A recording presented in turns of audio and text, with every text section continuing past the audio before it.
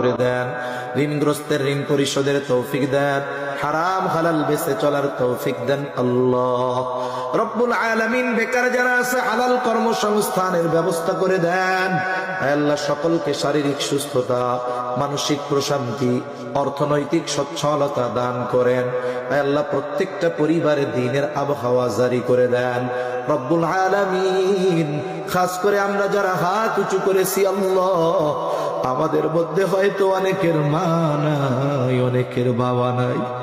আয় আল্লাহ, মা বাবা কত বড় নেয়ামত, যার নাই সে বোঝে মা বাবা কত বড় নেয়ামত। আয় আল্লাহ, দুনিয়ার অপর প্রান্তে আমেরিকার খবর মুহূর্তের ভিতরে পাওয়া যায়, দেখা যায়।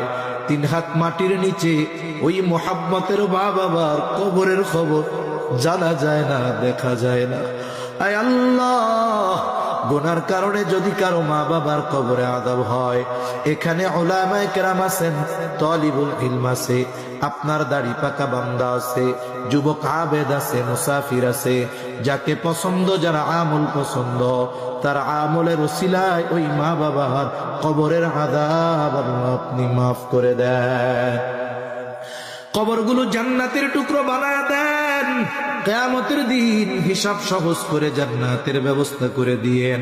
যাদের মা বাবা বেঁচে আছে, সুস্থ দীর্ঘনেক হায়াত আল্লাহ আপনি দান করেন। আয় আল্লাহ, যাদের সন্তান অবাধ্য আছে, সন্তানগুলারে বাধ্য করে দেন।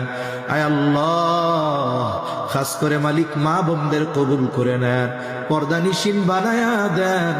আয় আল্লাহ, 5 ওয়াক্ত নামাজ যথাযথভাবে আদায় করার তৌফিক দেন রব্বুল আলামিন।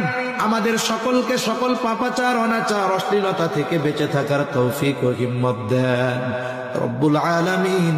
বেনামাজিদের নামাজি বানায়া দেন, সুন্নাত বিহীন মানুষগুলোকে সুন্নাতওয়ালা বানায়া দেন। আয় আল্লাহ, দ্বীনের উপরে চলা আপনি সহজ করে দেন। আয় আল্লাহ, আমাদের নসল, আমাদের আগামী প্রজন্মকে দ্বীনের উপরে অটল অবিচল থাকার, রাখার জিম্মাদারি আল্লাহ আপনি নিয়ে নেন রব্বুল আলামিন। আমাদের সকলকে বারবার মক্কা মদিনা জিয়ারতের তৌফিক দেন। আমাদের দেশের উপরে খাস রহমত নাজিল করেন, আসমানি জমিনি সকল বালা মুসিবত থেকে হেফাজত করেন আল্লাহ।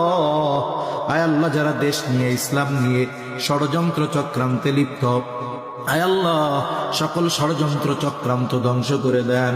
ইসলামের ব্যাপারে, দ্বীনের ব্যাপারে, দেশের ব্যাপারে দলমত নির্বিশেষে ঐক্যবদ্ধ থাকার তৌফিক আল্লাহ আপনি দান করেন রব্বুল আলামিন। এই দুনিয়া ছেড়ে